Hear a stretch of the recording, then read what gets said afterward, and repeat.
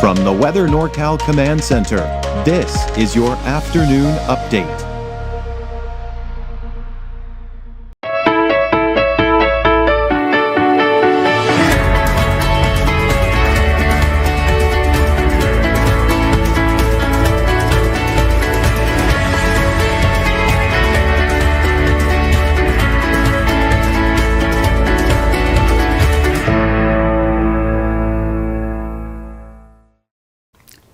You know, Weather NorCal is all about bringing you the most accurate forecast that you can have access to right here in Northern California. But I like to have a little fun as well. There is a NorCal Ag Report you may or may not know about.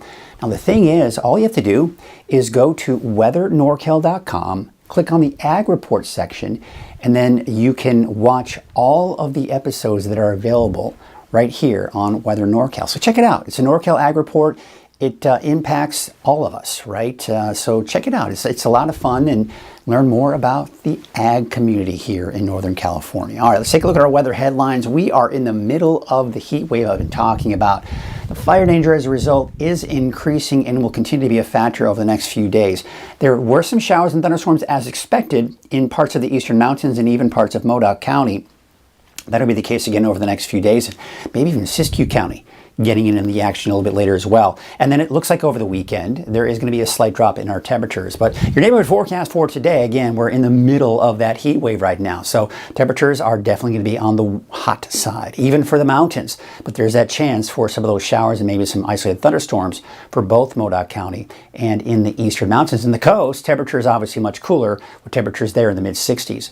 All right, so there's a look at your winds for today. Yeah, not a very big factor. Still a bit gusty on the eastern mountains, and not to mention those gusty north winds still continuing to kind of hover on the coast here. But tomorrow morning, the winds kind of subside a little bit, going to the afternoon, about that southerly wind, westerly wind kind of. So one of those things where we see this typically, right, especially this time of the year, where the winds calm down for most of it's in the morning, and then through the afternoon hours, those winds begin to pick up. So still a bit on the breezy side, as you can see here, for the valley and even the eastern mountains here, and that's going to mean high fire danger. Even though the winds are from the south, there's not much of a marine layer along the coast down to the south, so there is slightly cooler air as a result, but we're just not seeing the moisture that can be associated with that. And as a result, we have that high fire danger.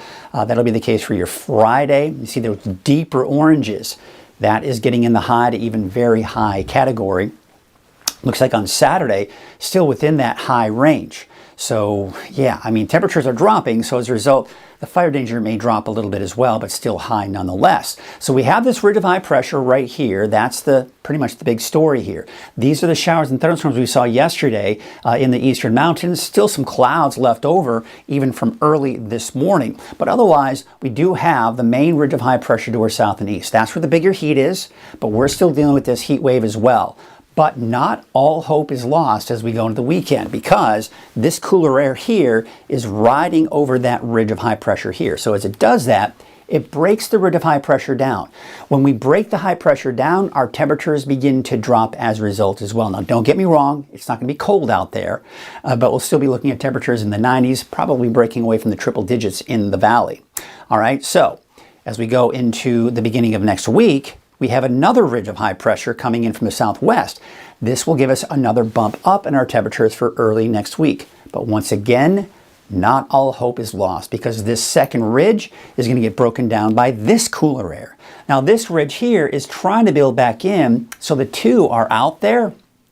But as these storms ride to our north, and you can see this one kind of digging to the south, that's going to continue to drop our temperatures down even more as we go into Wednesday, Thursday, possibly even Friday of next week. So yes, the heat wave is here. We'll see another mini heat wave early next week, but we should see temperatures begin to drop after that. We still have that excessive heat warning in effect through this evening with highs upwards of 106 degrees. But that should be allowed to expire later on this evening. There's that chance for thunderstorms later on this afternoon. Kind of the same area that we did see yesterday. That's what Futurecast is kind of picking up on here. Then we go into Friday. Looks like a little less activity, but what you'll notice here, we're beginning to see some of that begin to make its way into parts of Siskiyou County on Friday. But I think it's not really until Saturday that Siskiyou County will see that better chance for some of those showers and thunderstorms developing. That's the mountain. So a lot of this will be what we call orographic, where it kind of lifts up on the mountains, and those mountains tend to see most of the activity.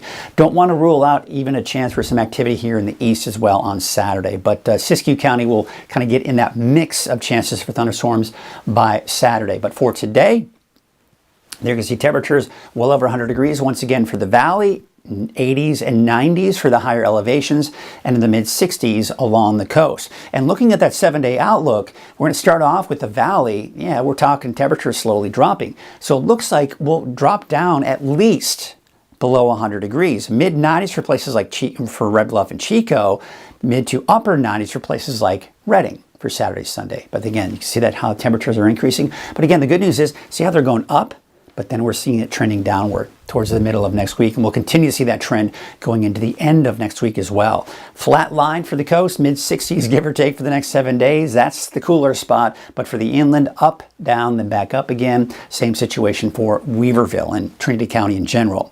And looking at Siskiyou County, Modoc County, and into the eastern mountains. So chances for afternoon, evening thunderstorms here and showers for Alturas all the way through Saturday. That's also the case for Susanville and especially northeastern portions of Lassen County. Mount Shasta getting in on that mix by the time we get into Saturday. And then by Sunday, the chances begin to diminish, temperatures dropping, but then they go back up again by early next week. Everywhere I go, I'm riding with pride. I'm riding on my go-go. Watch me glide. Everywhere I go, I'm getting around. I'm riding on my go-go. All over town. I'm riding in style and feeling so right. It's easy to take and it's all so right. Everywhere I go, I'm riding on my go-go. Everything Medical, your mobility experts.